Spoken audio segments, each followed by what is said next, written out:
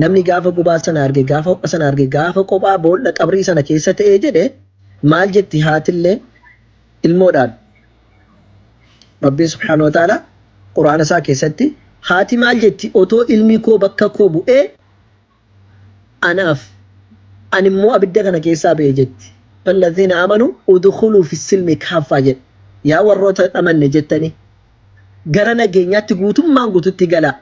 لا الإسلام ما نجينيا ربي توكيشا سكروا نجينيا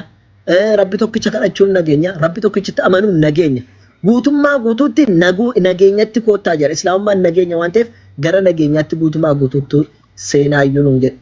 كنافو أنا كقولت يوغا في الإسلام مرة كباني gaaffii biraallee waan shakkii sirra jiru yoon qabaanne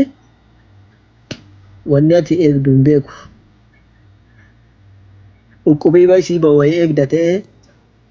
dirqamaa hin qabne keessa si gashina ta'ee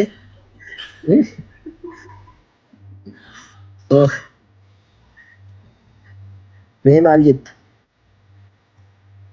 በነገራችን ላይ wanni keessa keetti shakkii qabu yoo jiraate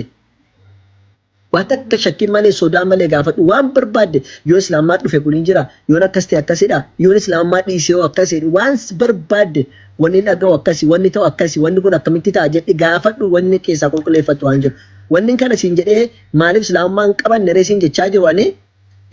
gaaffiin qabu waan jette malee gaaffii qabaannaan keessa kee qulqulleessi baafadhu waan si keessa jiru maaliif boritti dhufanii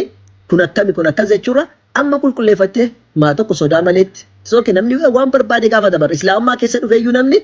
islaamaa keetti gaaffii heddumeesse gaafachuun dirqama isaati maaliif jennaan baruudhaaf waan ta'eef jechuudha nagaan chimtu xayyeqaallishinna ስለዚህ wanni gaafatu barbaadde yoo jiraatte welcome barriin banaadha qulqulleeffadhu waan si keessa jiru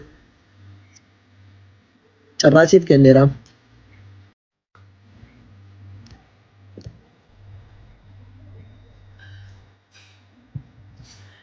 gaafiin qabu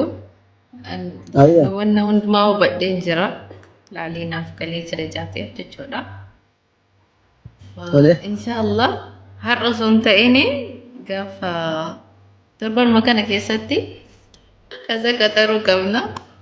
saniin booda inshaallah. Nan himusaa jechuudha. Itti yaadi amma sanatti illee gaaffiin jiraate ibsu gaafadhusi. Yoon kaafannes immoo itti yaaddee qulqulleeffattee bor wanni gaabbii akkasitti hin taanetti rakkoodhaa miti inshaallah hin haasofna. Hayya mee waa'ee maalirraa sitti moo irratti qooshi deeqaa muraasa maal sitti